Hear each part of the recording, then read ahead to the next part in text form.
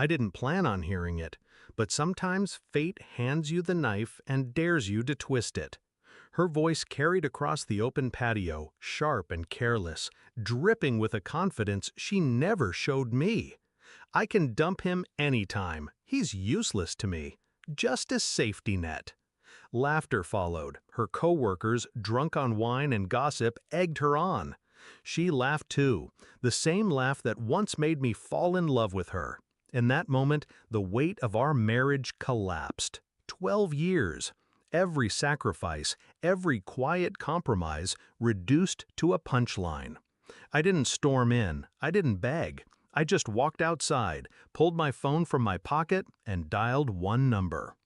We met in college. She was magnetic, brilliant, and untouchable. I was the quiet one who watched from a distance until, one night, she chose me.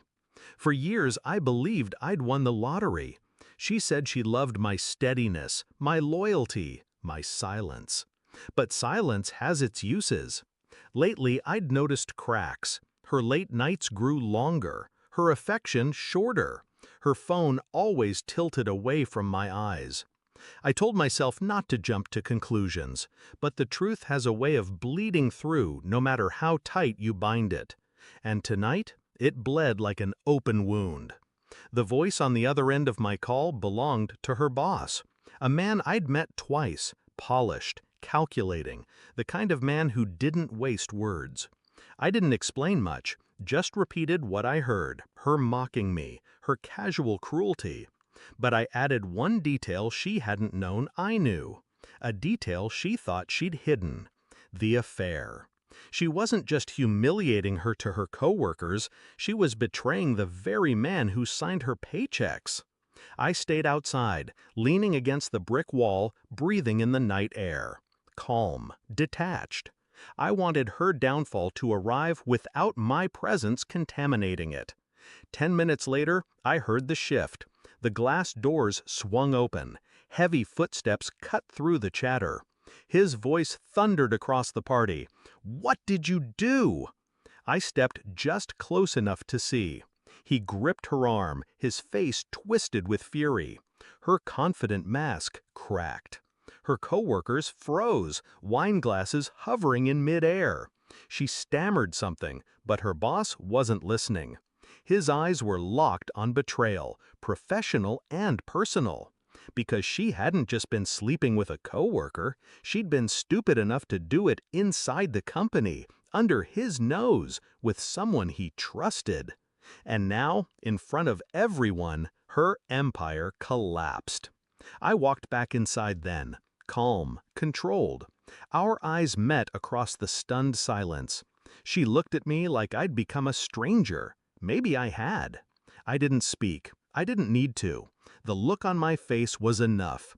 Cold recognition, the quiet satisfaction of a man who no longer had anything to lose. Her boss's voice sliced through the air. "Pack your things. You're finished." The room erupted in whispers. She reached for me instinctively, like I was still her anchor. But I stepped back, let her hand fall into emptiness.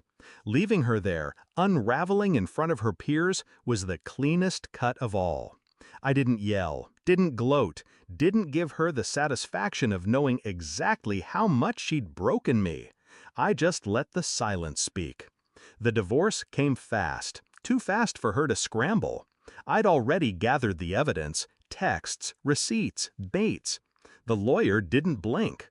She lost the house, the savings, and every ounce of credibility she'd built in her career. I didn't ruin her life. She did that herself. I simply opened the curtain so everyone else could see. People ask if I regret it, if maybe I should have walked away quietly. No.